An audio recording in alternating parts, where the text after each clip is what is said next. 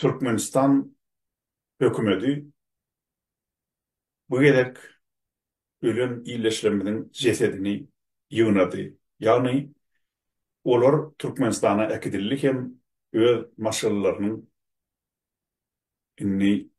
öz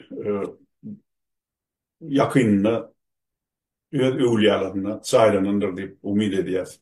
Ine bu bir goýuş şeýle işi, hudawy işi gurunan adamlaryň jany sag bolsun, olara bir taňry ýalkasyny aýdýar. Şeýle betwaçylykda hökümet, döwlet ýolbaşçylary özleriniň ýokary adamkärçiligini görkezmeli. Ine bu paçyada bellemeli zat Türkmenistanyň hökümeti özüni sivilizlenen döwletleriň hataryna bir adyna azap boljak ýagdaýda görkezdiler.